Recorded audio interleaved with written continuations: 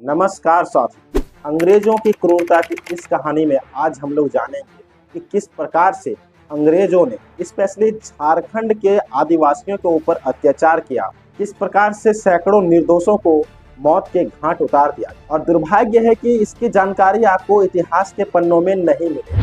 जालियांवाला बाग हत्याकांड के तरह ही एक नरसंहार हमारे झारखंड में होता है, जिसमें सैकड़ों आदिवासी पुरुष, महिला, यहाँ तक कि बच्चों को भी अंग्रेजी सेना गोलियों से भून देता है। क्रूरता यहाँ इस हद तक की गई थी कि घायलों को भी उसी जगह पे जिंदा गाड़ दिया गया था। 9 जनवरी सन 1900 झारखंड के खूंटी जिले स्थित डोम्बारी हिल यानी कि डोम्बारी पहाड़ी, जिसे स्थानीय भाषा में डोबरी बुरु के भी नाम से जाना जाता है, वहां पर बिरसा मुंडा अपने कुछ अनुयायियों के साथ एक विशाल सभा को संबोधित कर रहे थे। इस सभा में आसपास के दर्जनों गांवों से लगभग हजारों की संख्या में आदिवासी पुरुष, महिलाएं, साथ में बच्चे भी उपस्थित। इस सभा का उद्देश्य बताया जाता है कि बिरसा मुंडा उस वक्त एक क्रांति चला रहे थे जिसका नाम था उलगुलान, और इसी उलगुलान को लेकर ही यह सभा आयोजित की गई। अंग्रेजों को इस सभा के बारे में गुप्तचरों द्वारा पता चल जाता है और अंग्रेजों को लगता है कि यही मौका है जहां पर हम बिरसा मुंडा और उनके अनुयायियों को आसानी से गिरफ्तार कर सकते। अंग्रेजी सेना स्थानीय पुलिस की मदद से डोम्बारी हिल को चारों ओर से घेर लेता है। घेरने के बाद सेना ने सभा में उपस्थित लोगों को हथियार डालने को कहता है, लेकिन लोगों ने यह नहीं माना। उन्होंने हथियार डालने से अच्छा उनसे लड़ना और शहीद होना समझा। लड़ाई शुरू हो जाती है। अंग्रेजी सेना बंदूकों से लैस थी।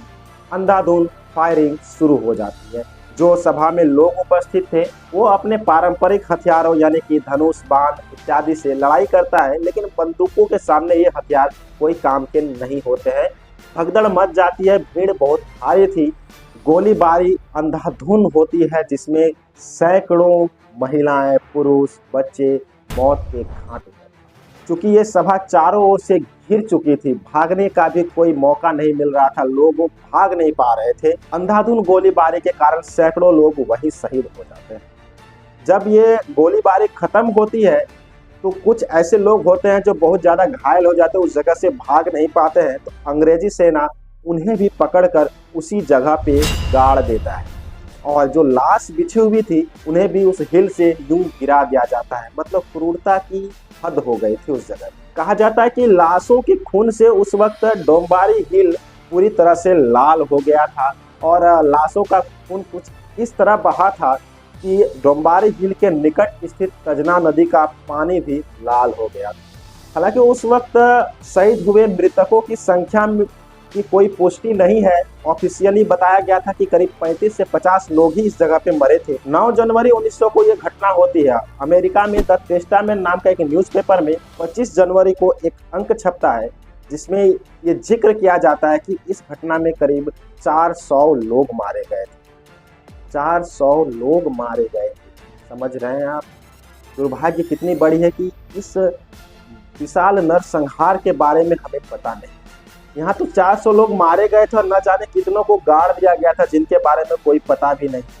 आज डोम्बारी हिल एक पर्यटन स्थान बन चुका है। हालांकि इस जगह का विकास तो हो नहीं पाया, आज भी ये विकास की बाट जो रही है। इस जगह पे एक शिला स्तंभ बनाया गया है जिसकी ऊंचाई लगभग 110 फीट है, जो उस वक्त हुए शहीदों को याद दिलाती है। और वहीं बगल में छोटा शिलालेख है जिसमें उस वक्त हुए 6 ज्ञात शहीदों के नाम भी उकेरे गए, जिसमें पास के ही गुटू हातू निवासी हाथीराम मुंडा, हाड़ी मुंडा, बरटोली के सिंगराय मुंडा, बंकन मुंडा की पत्नी, मंझिया मुंडा की पत्नी और डुंगडुंग मुंडा की पत्नी शामिल है। लेकिन ये 6 लोग ही नहीं थे। वहाँ शहीद होने वालों की संख्या पता नहीं कितनी थी, जिसके बारे में कोई जानकारी नहीं है। हालांकि इनकी जानकारी कहीं 400 भी बताई गई, जैसा आपको हमने टेस्टामेंट के अनुसार बताया। तो यानी कि इस घटना की तुलना हम जालियांवाला बाग हत्याकांड से कर सकते हैं, और इतनी बड़ी घटना के बारे में हम झारखंडियों को पता नहीं।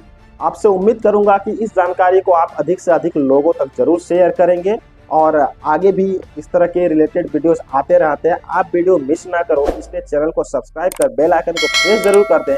मिलते हैं अगले वीडियो में, तब तक के लिए जय हिंद, जय भारत।